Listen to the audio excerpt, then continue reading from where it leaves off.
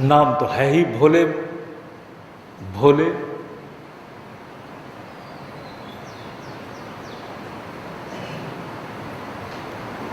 लेकिन एक बात जरूर है, हमारे भोले शंकर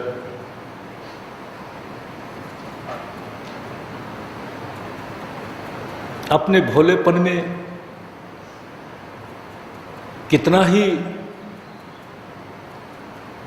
अपने आदर्श के साथ कुछ भी हाँ कर दे, कितना ही वह बाधाजनक हो, लेकिन उसका कोई ना कोई उपाय तो नारायण ढूंढ लेते हैं, क्योंकि दोनों की आपस में संगति है। एक समाधि के अधिष्ठाता हैं और एक संसार और संसार के धर्म के अधिष्ठाता हैं।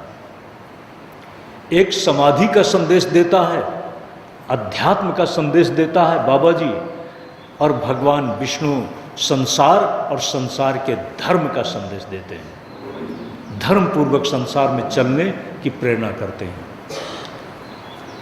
अधर्म से बाबा जी को धोखे में रखकर भस्मासुर वरदान पा लेता है, और जब वरदान पा लिया तो पार्वती जी को ही अपने अधीन बनाने के लिए दुष्संकल्प से अपने हाथ से बाबा जी को भस्म करना चाहता है। और आपने देखा कि बाबा जी, आप कहेंगे भग क्यों रहे हैं? बाबा जी जानते हैं कि अगर ये मेरे ऊपर हाथ रख दिया तो मैं बचूंगा नहीं,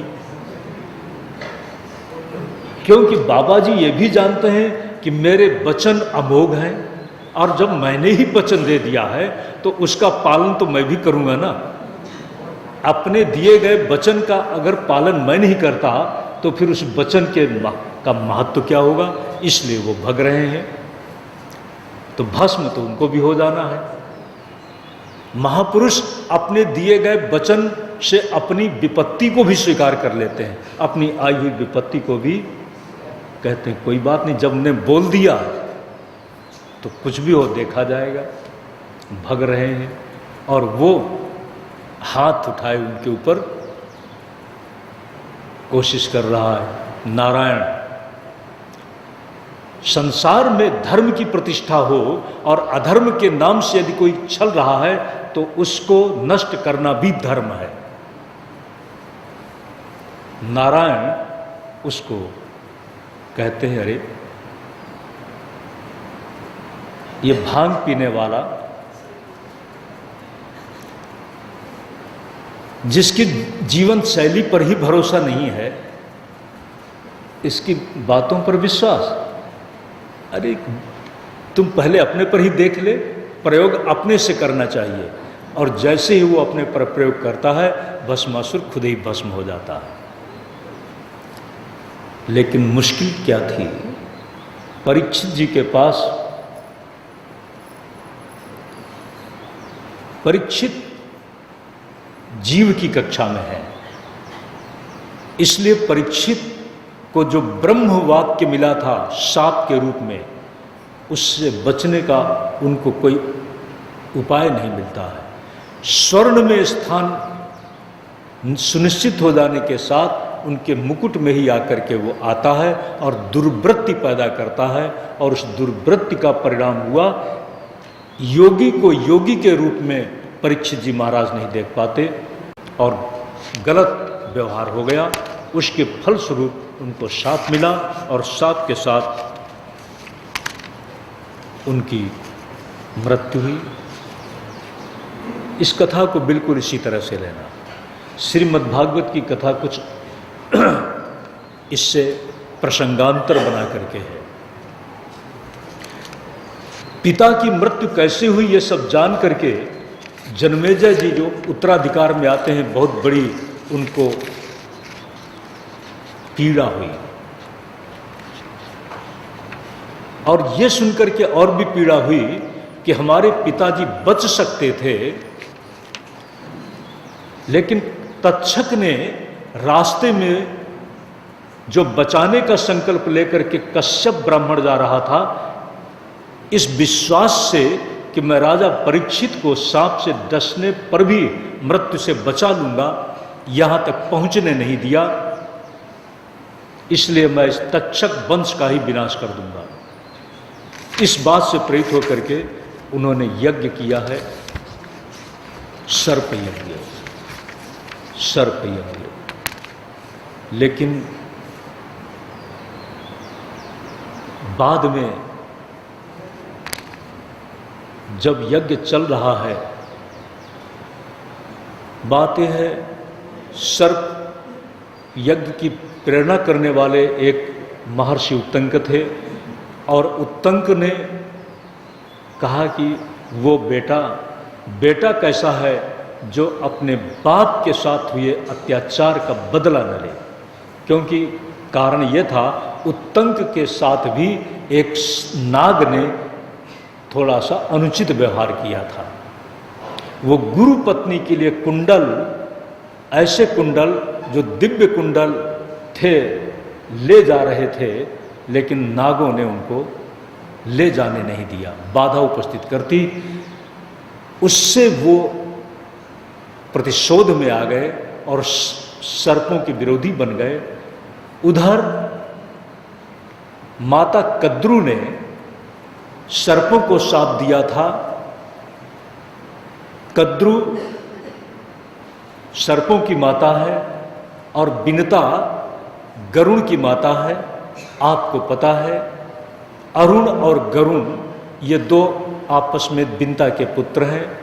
अरुण विकलांग हो गए। माता बिनता ने, पक्षियों की माता कहा गया, माता बिनता ने अपरिपक्व अंडे का छेदन कर दिया। अपरिपक्व, इसलिए अंडा तो टूट गया, लेकिन उससे जो बच्चा जन्मा वो विकलांग हो गया। उसने शाप दिया था कि माता तुमने बहुत गलत किया, प्रतीक्षा नहीं की, इसलिए तुम्हें एक बहुत बड़ी पीड़ा झेलनी पड़ेगी, वह होगी दासत्व की, क्योंकि मैं तुम्हारे परतंत्र था और मेरी परतंत्रता में तुमने विवेक का प्रयोग नहीं किया, इसलिए आपको दासत्व मिलेगा। वह बिनता गरुण के साथ बहुत सजग है। अपने आप अंडा फूटा, उसको कहा कि तुम इसको उसके शरीर में लिपट करके काला बना दो। कुछ तो लिपट गए, पूंछ में लिपट गए, पूंछ का पृष्ठ दिख रहा था। पूंछ को देखने से ही कद्रू ने कहा देखो कैसा है।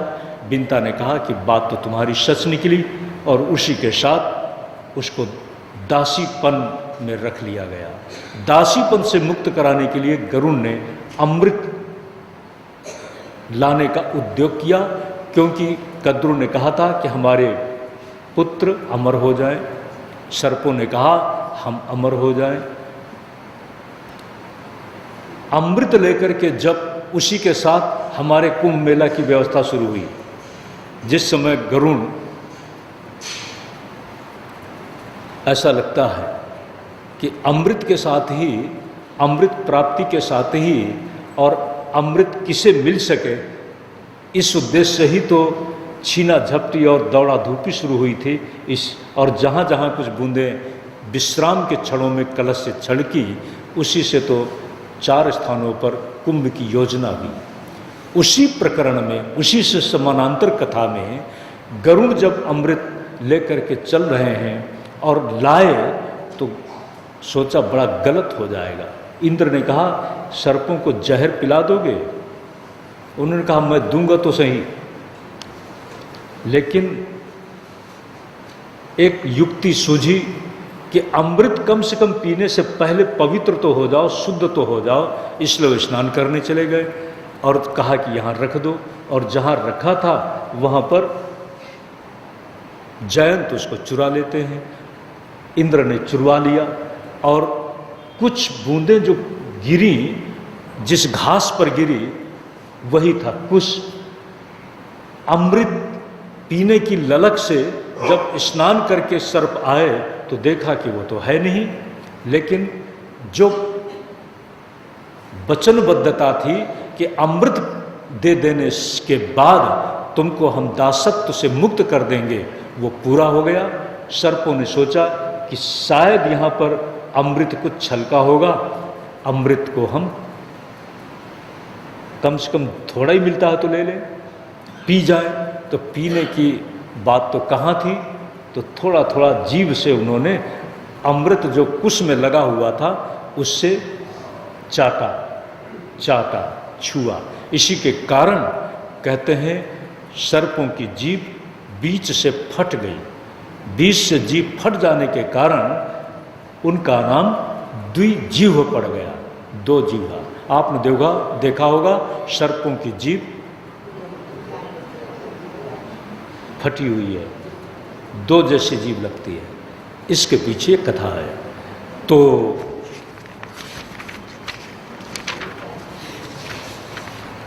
उस सर्प यज्ञ में सब सर्प आने लगे।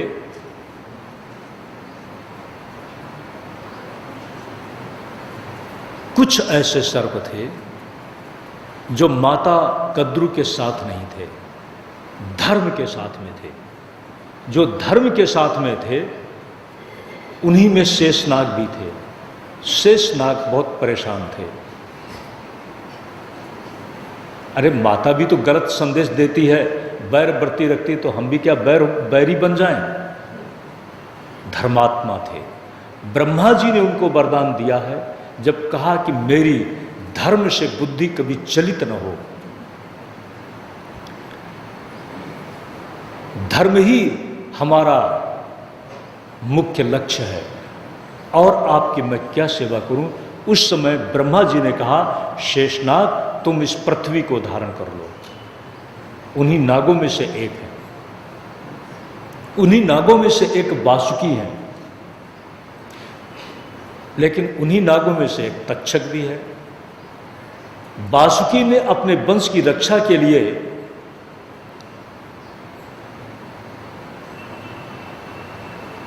एक उपाय सोचा, जिस उपाय को ब्रह्मा जी ने बताया था कि जब सर्प वंश नष्ट होने लगेगा जन्मेजय के यज्ञ में, तो तुम्हारा जो भांजा होगा वही बचाएगा।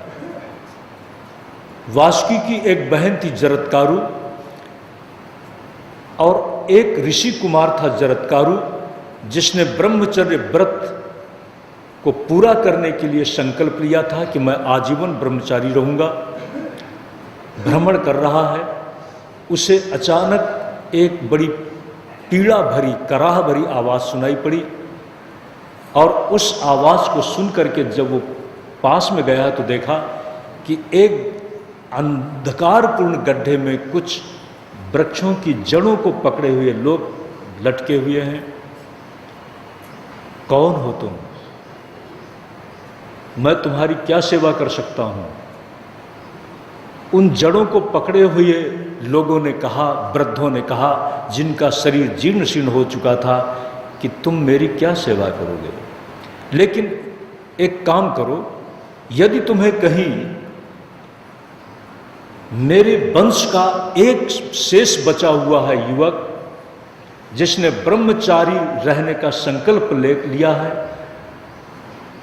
अब कोई उस वंश में संतान न होने के कारण मुझे कोई श्राद्ध आदि के द्वारा तर्पण आदि की प्रक्रिया से संतृप्त नहीं कर सकेगा, इसी चिंता में हम आज डूबे हुए हैं। और एक जड़ है जो हमारी अभी भी संभावना है सहारा के रूप में, वह जरत्कारु है। अगर वो मिले तो उसे बता देना, ये बात बता देना। उस समय जरत्कारु ने कहा, वह तो मैं ही हूं। यदि ऐसा है तो आप शादी करो, और मेरी इस दुर्दशा को आप ही दूर कर सकते हैं। उस जरत्कारु ने जंगल में जाकर मांग की है, ओ बंदेओ, मेरे अनुरूप मुझे पत्नी दो, क्योंकि उसने संकल्प किया था मेरी पत्नी वही होगी जो मेरे नाम जैसी हो। और उधर वासुकी ने सुना है, वह भी इंतजार कर रहे थे। दोनों का विवाह हुआ, लेकिन विवाह के साथ एक शर्त थी कि यदि मुझे तुमने जगा दिया मेरे मन के विपरीत कर्म कर दिया तो उसी समय मैं तुमको छोड़ दूंगा। एक दिन की बात है, सूरज अस्त होने जा रहे हैं और जरत्कारु अपनी पत्नी की ही जंघा पर सिर रखे हुए लेटे हुए हैं, निद्राधीन हैं। पत्नी ने सोचा कि अगर मैं जगाती हूँ तो पता नहीं मेरे क्रुद्ध पति मुझे छोड़ दें, नहीं जगाती हूँ तो धर्म का लोप होता है, संध्या बंदन का समय बीतता जा रहा है। दुविधा में वो तर्क वितर्क करती हुई अंत में निश्चय करती है कि धर्म का लोप नहीं होने दूंगी, मैं पत्नी हूं। पत्नी का धर्म क्या है? धर्म पत्नी कहा है ना, उसे लोप नहीं होने दूंगी। और वह जगा देती है। जैसे ही जरत्कारु जगे हैं, उन्होंने कहा कि बस तूने मुझे जगाया क्यों, अब मैं चलता हूं। तुरंत चलने को तत्पर हुए। पत्नी ने कहा, मेरी दुर्भावना नहीं थी, सद्भावना थी। आपकी मैं अर्धांगिनी हूं, आपके धर्म का लोप न हो, मैं क्षमा पात्र हूं। जरत्कारु ने कहा, तेरी बात ठीक है, लेकिन मैं प्रतिज्ञा कर चुका हूं, हमें अपनी प्रतिज्ञा के अनुसार चलना चाहिए। उस समय जरत्कारु ने कहा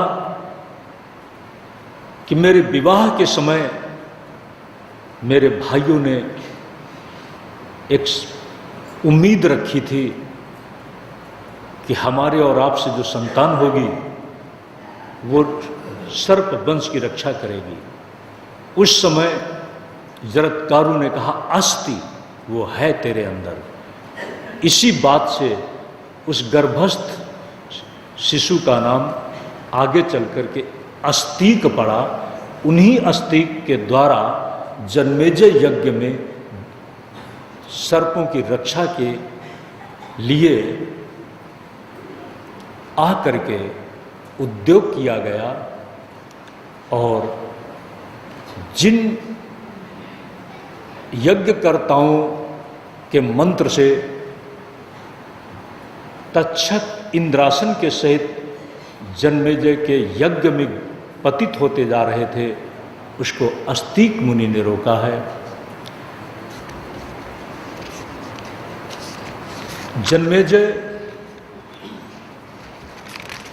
परीक्षित